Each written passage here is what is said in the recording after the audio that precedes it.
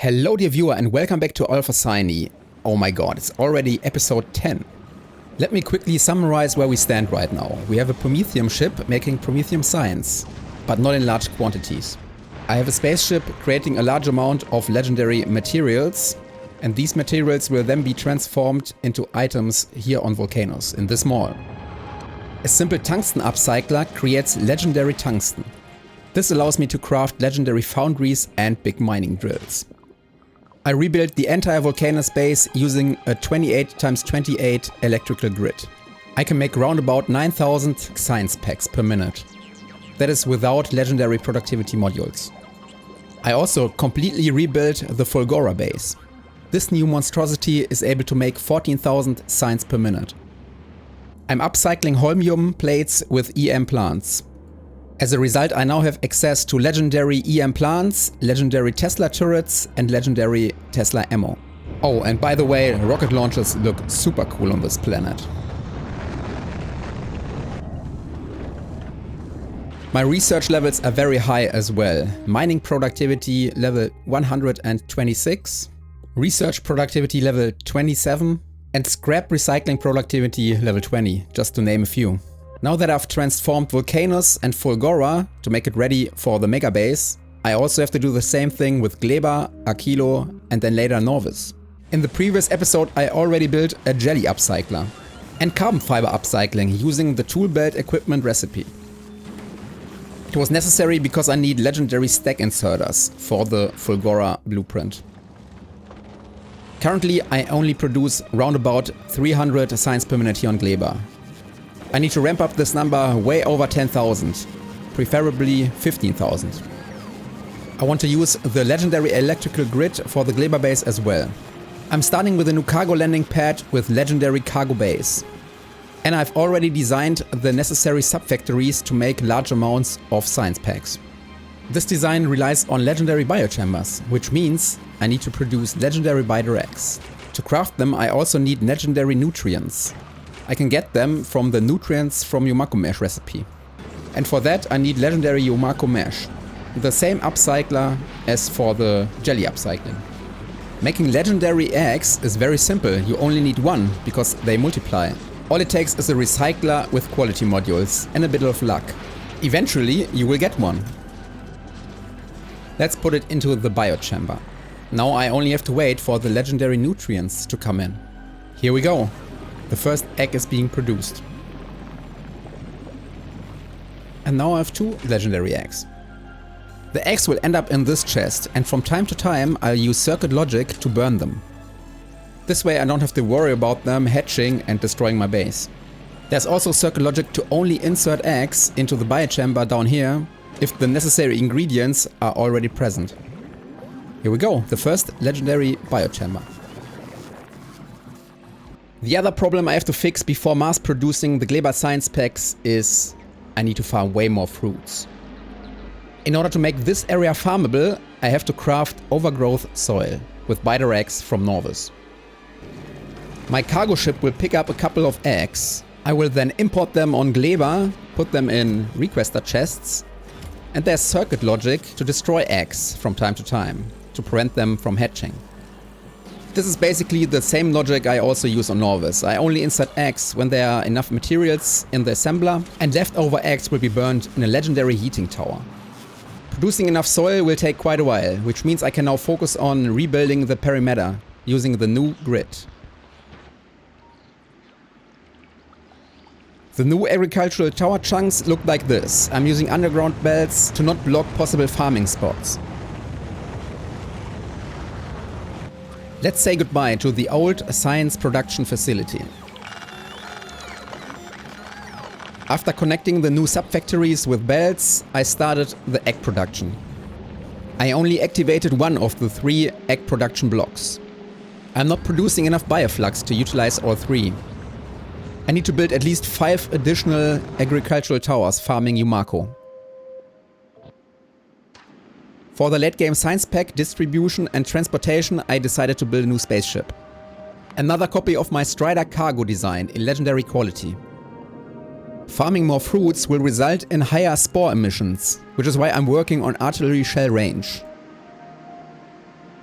The artillery shell range has to cover the entire spore cloud. This also triggers some artillery attacks on Nauvis.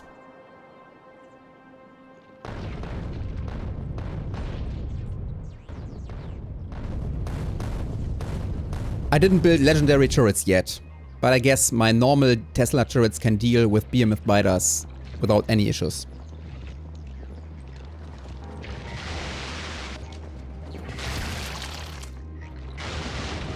To simultaneously launch rockets on Gleba, I use splitters to distribute the science packs evenly.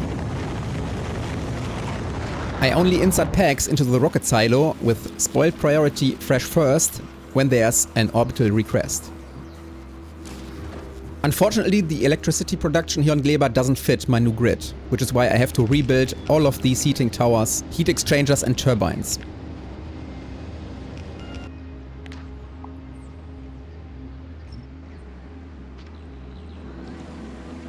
This new design can now be copy-pasted over and over. It looks stunning, especially at night. I also have to get rid of the old mall to fit the new grid.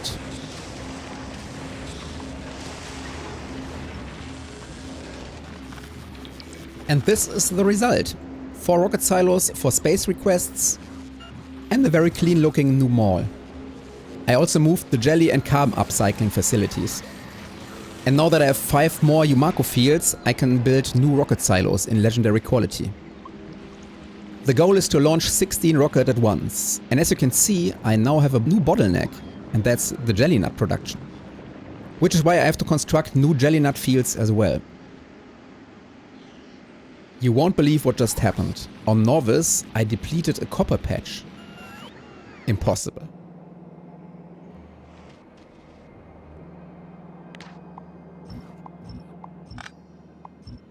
But no worries, this early game patch still provides enough copper for 15,000 science per minute. And with more and more jelly nuts coming in, I can finally unlock all 3 egg production sub-factories.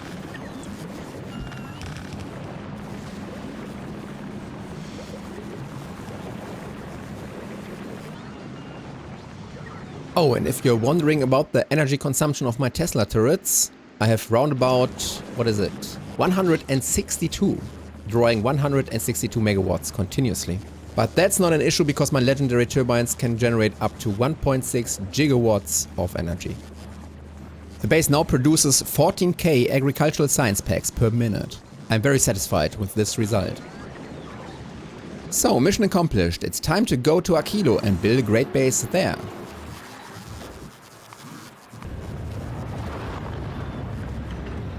A huge shout out and thank you to all the supporters on Patreon.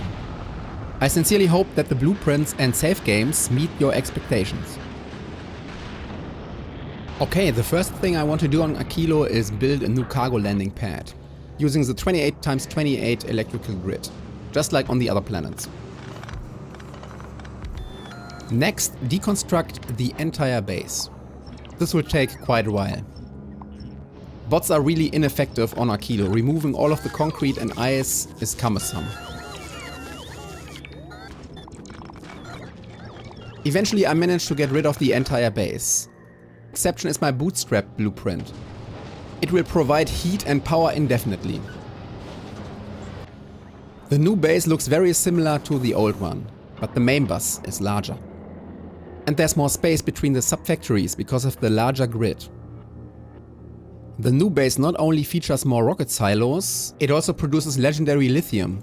All you need is legendary holmium from Fulgora. Legendary lithium plates can then be turned into legendary cryogenic plants. Everything else is more or less the same, but in legendary quality. Can't wait to see the science production in action. This is the last piece of belt missing. Let's go. Beautiful. Each set of 2 cryogenic plants has its own rocket silo.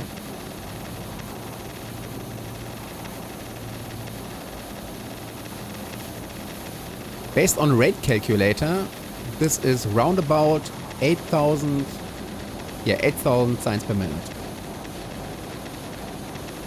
I still have to construct more legendary rocket silos though. Now that I've crafted enough legendary cryogenic plants, let's work on other legendary Akilo items, which are legendary fusion reactors and legendary fusion generators. And in addition, legendary railguns for a late game Prometheum ship. To transport all of these materials in a less confusing way, I decided to build more ships. I still have the Strider Prometheum ship to farm Prometheum science, a space station to farm space science, and now let's go through the new ships. This Strider Aquilo is only responsible for the cryogenic science pack. This Strider Aquilo design transports legendary items between all of the planets. Another Strider Aquilo just for legendary intermediates. Another Strider Aquilo for normal items. And then 4 times Strider Cargo for the Gleba, Fulgora and Volcano science pack. Oh, and 1 ship for miscellaneous items. In this case calcite, bioflux and bidrags. I also changed the thruster setting on all ships, because I now have everything in legendary quality. As you can see, the Strider cargo ship is going with over 400 km per second initially, and then it drops down to around about 380.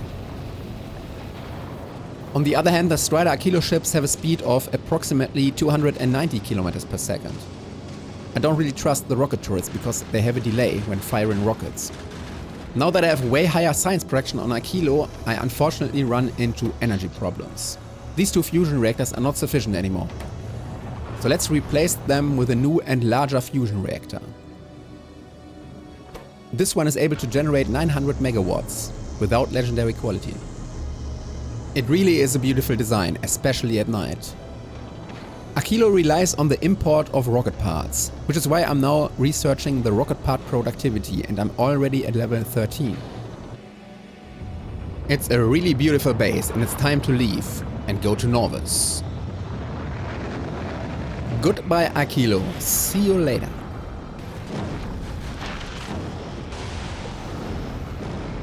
Just like on the other planets, I want to build a new hub over here. The Nauvis hub will need a lot of storage space because of the science packs from the other planets. I want to use as many inserters as possible to extract science packs from the hub, but I'm pretty sure later on I also need quite a lot of bots. I'm already rebuilding the solar panels with a new electrical grid. To make my base defense stronger, I want to utilize legendary Tesla turrets and lasers. I made a new legendary perimeter blueprint.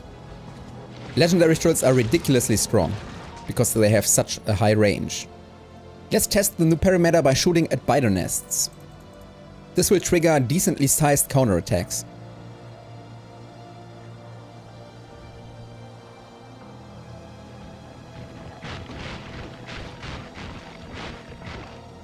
Yeah, there's no chance biters will breach this defense. There are legendary nuclear reactors and legendary heat exchangers on my spaceship. And I already replaced all of these entities. But the old reactor doesn't fit my new grid. So let me quickly get rid of the top half of the reactor. This way I still have power and I can just copy paste the new reactor over it. As soon as a new reactor hits 500 degrees, I can deconstruct the old one.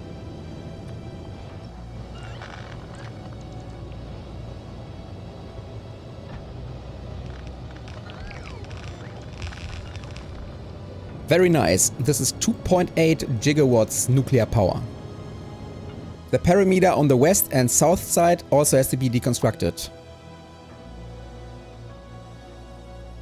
And this is how the base looks like in map view. The old base in the center is still on the old grid. In preparation for the final Megabase, I have to relocate my biolabs.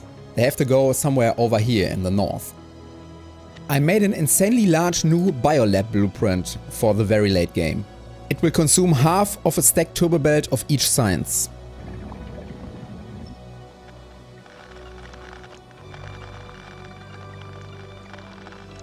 In the meantime, my bots constructed the new Biolab blueprint. Let's see it in action. The first science packs are coming in. I don't use efficiency modules anymore, which means the pollution emissions will skyrocket. That's already 4,000 pollution per minute from the biolabs. There are two very important tasks I still have to work on in this episode. Making legendary biolabs and legendary captive biter spawners. To craft them I need legendary uranium, which is why I made an upcycler using atomic bombs. The cool thing about the atomic bomb recipe is that we process 100 uranium per craft.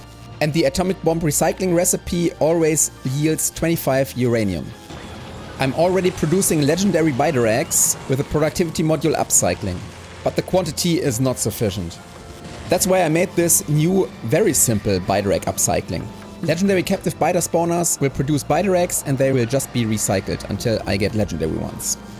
The recipe for the captive biter spawner not only requires uranium and biter eggs, but also legendary capture bot rockets. These are made on Gleba, where I just added this biochamber and this assembler to make the rockets. I also completely stopped the legendary Biolab production, because I have already over 100 in stock. If I need more at some point in the future, I can just recycle the legendary biochambers to get new legendary eggs. The pollution of my base is really getting out of hand. But it's a default world, which means the attacks aren't very dangerous. Finally, I want to build a new Nauvis mall. The old one can be deconstructed. The new mall features the production of defensive items like repair packs and artillery shells. I also create sulfuric acid barrels for the uranium mining. After quite a while, the new legendary egg upcycler is running at full capacity, which is why I can now deconstruct the old productivity modules upcycling. For good measure, I construct another legendary egg upcycling subfactory. And I completely surround this rocket silo with captive biter spawners. This way I can fill rockets faster. And because there's no productivity module upcycling anymore, the mall now directly crafts legendary productivity modules. Level 1, level 2 and level 3. And yeah, I have some complicated circuit logic shenanigans going on. I also built agricultural towers to plant trees for absolutely no good reason whatsoever. There are constant biter attacks on the east side of my base. This Tesla turret already has 3,400 kills.